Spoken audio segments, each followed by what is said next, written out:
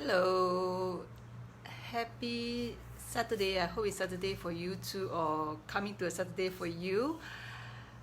So if you're watching me live for the first time, I'm coming on live because I'm doing a challenge, and instead of coming on for the sake of coming on, I like to make it more meaningful, because when I get reminded, at least I'm happy with what I see a year later.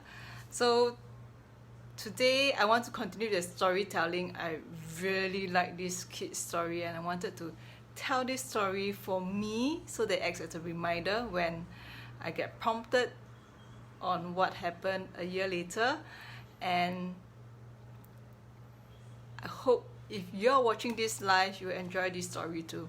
So this is the part whereby Sarah and Lynette, their two little girls, their friend Seth was injured after jumping in the river to save his little brother.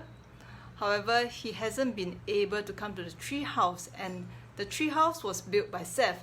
So Sarah and Lynette are sitting in the tree house. They're feeling really sad. They're thinking about it. This is a tree house that Seth builds, and he's not here to play with us.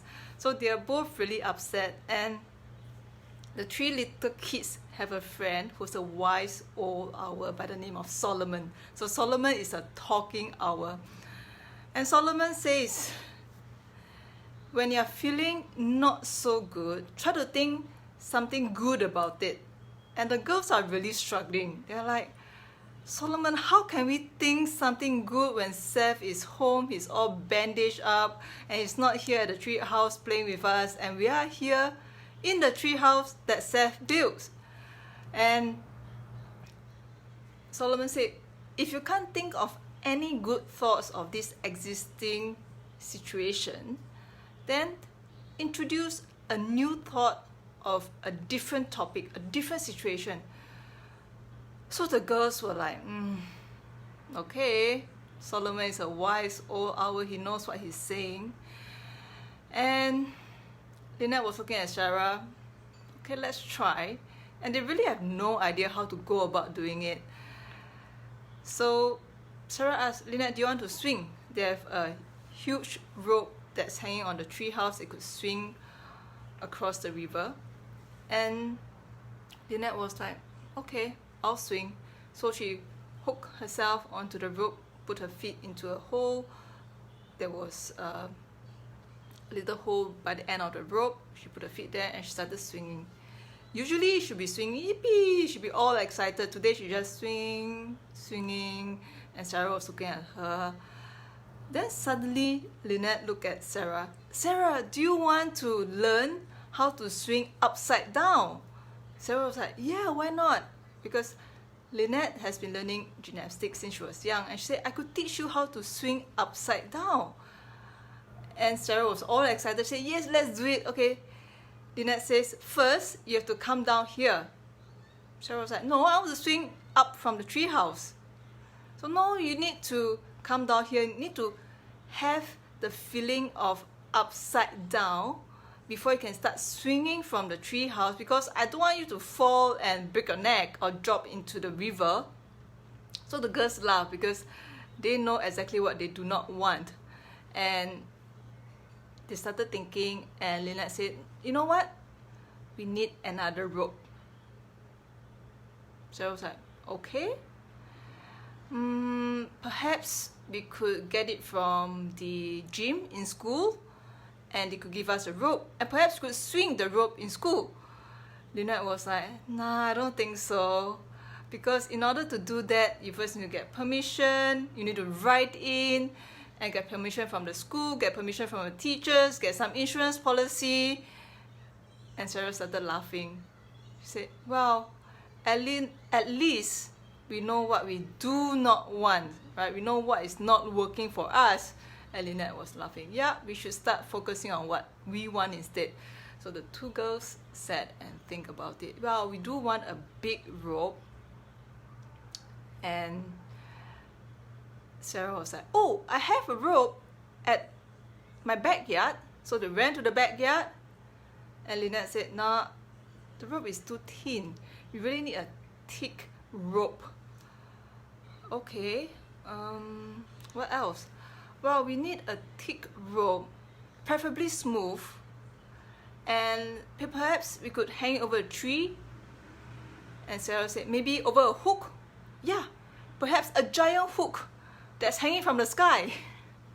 So the girls laughed, and Sarah said, oh, rope, there's the barn. Mrs. Wilson has a barn. I remembered seeing a big rope that we could use.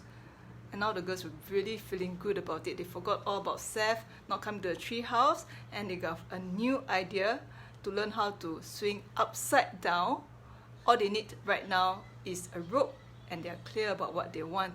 So they've just got themselves out of a funk situation, right? They are no longer upset that Seth is not with them. They've forgotten about it. They got distracted, and now they're feeling really good. They have a new adventure to find a big rope, preferably hanging from the sky, so that Lynette can teach Sarah how to hang upside down. So that's an idea on how to get out of a situation when you are not in a good mood. Like, this is so good. This is just a kid's story, just a chapter, but I know there's so much depth to it. And of course, a question will come as adults. They'll be asking, okay, now that I've good thoughts, I'm feeling better about it, where's the rope going to come from? Right? This was exactly what the two little girls were asking. So, where to get the rope? Cheryl said, well, you know what? We just have to focus on what we want. We're pretty clear about what we want and what we want to do about it. Let's ask Solomon tomorrow, right? Solomon will have an answer for us. He'll know what to do. The girls like, okay, let's go. And they headed home, happy with their new thoughts in their mind. So that was a really nice story, at least for me. I hope you're watching this. If you're watching this on a replay, #replay, because sometimes stories like this, at least for me, it helps me to remember how to get out of a situation which is probably not so good. It doesn't make me feel good, but when I remember such story, at least I make an attempt to get out of the situation which doesn't make me feel good, because logically I know that if I stay in that vibration of not so good, I'm going to attract more of it into my life, right? So where will the two girls get their rope from? I'll share more tomorrow on my live, but today just let this idea sink in. If you want to get out of a crappy situation, if you can't see the good in it yet, I always say if you can't see the good in it, it's because it takes a longer time to surface. So in the meantime, introduce another thought that distracts you and make you excited over another situation. That's a way to get around it. Okay, so that's it for today. I hope you have a good Saturday. I'll come back tomorrow to tell you what Solomon, the wise owl, is going to tell the two girls on where to get the rope. Okay, so till then, take care. Bye bye.